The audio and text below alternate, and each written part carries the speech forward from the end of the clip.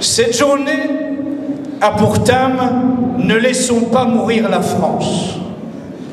Et de fait, il y a de quoi s'inquiéter, il est vrai. Il y a bien sûr cette submersion migratoire combinée à la dénatalité des Français de souche, à qui l'agence France-Presse vient encore ces jours-ci d'affirmer qu'ils doivent faire moins d'enfants pour diminuer leur empreinte carbone et combattre le réchauffement climatique. Ah,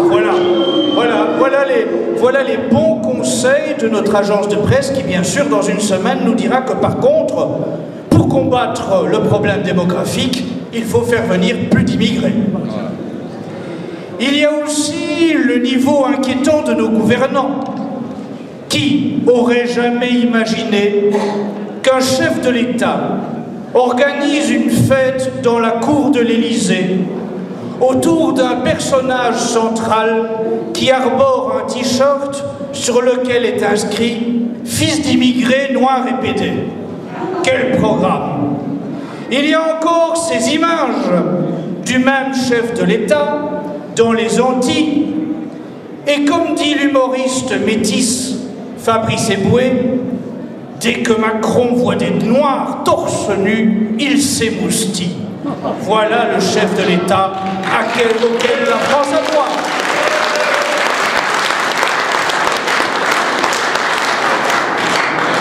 Mais en politique, le désespoir est la pire des sottises, disait Charles Maurras. Je voudrais donc vous parler de deux échéances. Les élections européennes d'abord, les élections municipales ensuite. En 2019, nous serons invités à voter pour élire les députés du Parlement européen. Et je voudrais vous mettre en garde contre un piège qui nous est tendu. Vous aurez probablement tous appris la nouvelle. L'Américain Steve Bannon, ex-conseiller de Donald Trump, veut s'occuper de nous et coordonner les populistes de toute l'Europe en vue de nous libérer de l'influence de George Soros. Alors, je ne voudrais pas être désagréable, mais la dernière fois que les Américains sont venus nous libérer, ils ne sont jamais vraiment repartis. Ils nous ont imposé leur American Way of Life, leur Coca-Cola, leurs hamburgers, leur cinéma hollywoodien, leur OTAN et des accords économiques à leur avantage. Alors, s'il vous plaît, permettez-moi de douter de l'altruisme d'un certain Steve Bannon. Surtout quand on apprend la suite. Car si Steve Bannon sillonne l'Europe, toute l'Europe, pour proposer à Marine Le Pen, à Matteo Salvini, à Viktor Orban, à Geert Wilders et à tant d'autres leaders politiques de rejoindre son club baptisé sobrement le Mouvement, au bout de quelques recherches, on s'aperçoit que Steve Bannon n'en est pas le fondateur, mais simplement le représentant de commerce. Figurez-vous, écoutez-moi bien, que c'est à Jérusalem, en décembre 2016, qu'a été imaginé ce projet en marge du sommet de Jérusalem des leaders internationaux. Un mois plus tard, un mois seulement, en janvier 2017, l'un des participants à ce sommet, l'avocat belge Michael Modrikamen, ancien président de la synagogue libérale de Bruxelles, déposait les statuts de la fondation Le Mouvement, dont Steve Bannon assure la promotion en ce moment. Les statuts de la fondation Le Mouvement désignent ce Michael Modrikamen comme président. Deux autres personnes sont fondatrices. Yasmine Dehaene, son épouse, par ailleurs co-organisatrice du sommet de Jérusalem des leaders internationaux. Quel heureux hasard. Et Laure Ferrari, une amie très intime de Nigel Farage. Mieux encore, la presse israélienne a relayé un discours de Michael Modrikamen, président de la fondation Le Mouvement promu par Steve Bannon, au cours duquel il déclare, je cite, qu'Israël est une lumière pour les nations. Voilà résumé le programme proposé à tous les populistes d'Europe. Cerise sur le gâteau, Michael Modrikamen, président de la fondation Le Mouvement promu par Steve Bannon, est aussi, en Belgique, le président du Parti populaire belge, dont l'ancien vice-président est son ami Joël Rubinfeld, président de la Ligue belge contre l'antisémitisme, tout simplement l'équivalent en Belgique de la LICRA, son partenaire, et également vice-président du Parlement juif européen. Voyez, le beau monde, voilà donc la nature du mouvement que nous propose Steve Bannon pour sauver l'Europe et la France. Et si Marine Le Pen se dit réservée pour l'instant, Louis Alliot se déclare déjà pourtant très favorable, lui, à ce que le Rassemblement national rejoigne la Fondation Le Mouvement. Et je rappelle accessoirement que Louis Alliot se propose également généreusement pour conduire la liste du Rassemblement national aux européennes. Donc, vous voyez un petit peu le petit monde qui nous est présenté pour nous sauver, pour conduire la droite nationale. Alors, chers amis, je voudrais porter un peu plus loin la réflexion. Serions-nous définitivement condamnés à n'avoir le choix qu'entre le plan A de George Soros et le plan B de Jacques Attali, incarné pour l'instant par cette fondation Le Mouvement? Serions-nous condamnés à n'avoir le choix qu'entre les médias appartenant à la famille Rothschild, ceux appartenant à Bertelsmann et ceux appartenant à Patrick Drahi? Serions-nous définitivement condamnés à n'avoir le choix qu'entre Cyril Hanouna et Michel Drucker?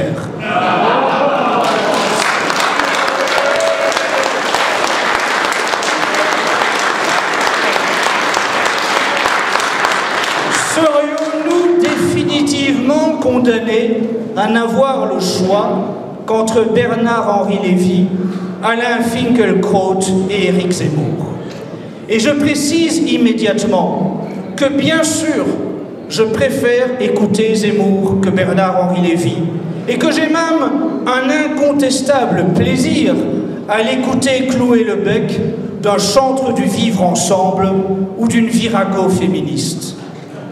Mais lorsque j'ouvre le dernier livre de Zemmour, intitulé « Destin français », et que j'y trouve un chapitre sur Saint-Louis, que Zemmour appelle, je cite, le roi juif, je me dis qu'il y a vraiment un sérieux problème.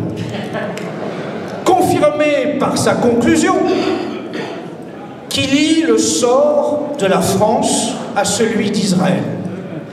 Or, nul ne peut servir deux maîtres à la fois. Et ce n'est pas parce que nous refusons à juste titre l'immigration de grand remplacement et l'islamisation de notre pays que nous avons à livrer celui-ci à l'influence d'Israël.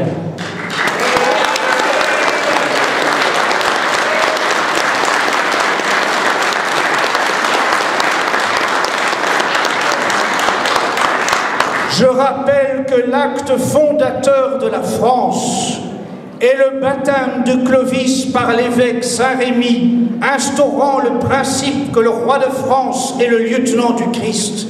Ce n'est pas une circoncision par un rabbin ou un imam.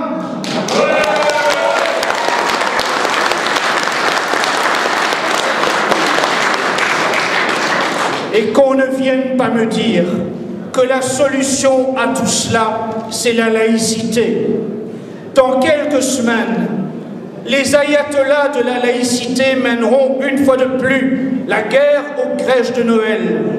Mais les mêmes se précipiteront pour fêter Hanouka ou la fin du Ramadan. Leur laïcité, c'est une parodie de religion dont le dogme essentiel est l'antichristianisme et qui est marqué dans le sang par le génocide vendéen lorsque l'armée de la République organisait les noyades de Nantes ou embrochait les bébés vendéens au fil de la baïonnette de son armée républicaine.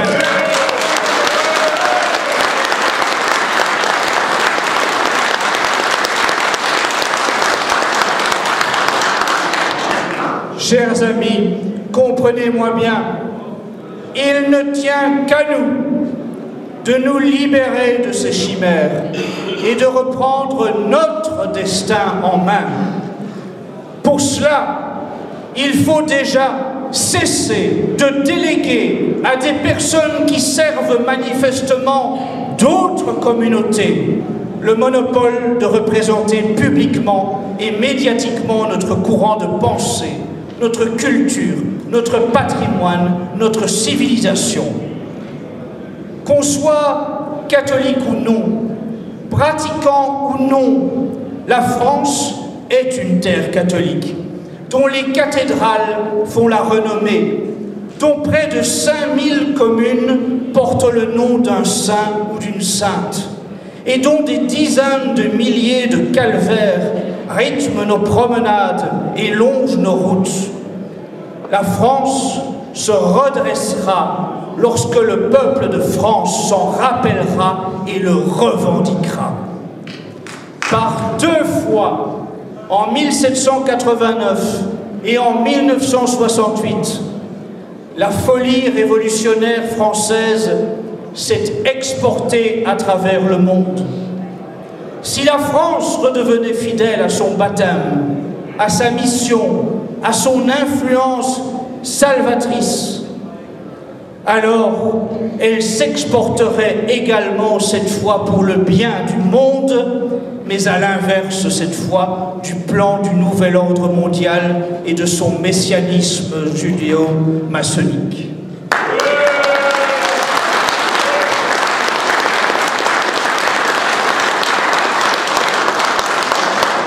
Et je vous le dis, si Civitas devait trouver les moyens financiers suffisants, eh bien oui, nous déposerions une liste aux européennes pour proclamer haut et fort ces vérités. Parce que pour l'instant, nous sommes torturés à l'idée que cette échéance se présente à nous sans qu'il y ait un seul candidat qui ait véritablement l'envie de défendre ce discours-là. Et ce n'est pas M. Alliot qui tiendra bien sûr ce discours-là. Alors, une autre échéance est à placer dans notre viseur. Je veux parler des élections municipales de 2020, car l'enjeu local est essentiel à notre projet de reconquête et il faut s'y préparer dès maintenant. On ne gagne pas une élection municipale en partant à la bataille 6 mois à l'avance, cela se prépare dès maintenant. C'est un enjeu à notre portée, qui s'inscrit dans un retour au réel, à l'échelon le plus naturel de la vie politique, au plus près du quotidien des Français. Oui, je prêche pour profiter utilement des élections municipales, pour organiser des villages gaulois et catholiques, des îlots de résistance où sauvegarder nos traditions et nos coutumes, et à partir desquels il faudra envisager de rayonner pour organiser la reconquête de notre sol, la patrie, la terre de nos pères, celle sous laquelle sont enterrés nos ancêtres. C'est au niveau local, sur le terrain, particulièrement dans la France rurale, que se situe notre plus grande opportunité. Il faut s'en saisir avant qu'il ne soit trop tard.